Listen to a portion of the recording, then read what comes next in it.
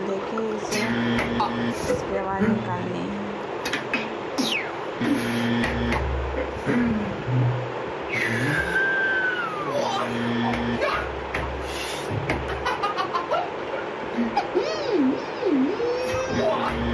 ये क्या इतना देर में कम ही पहचान गया था।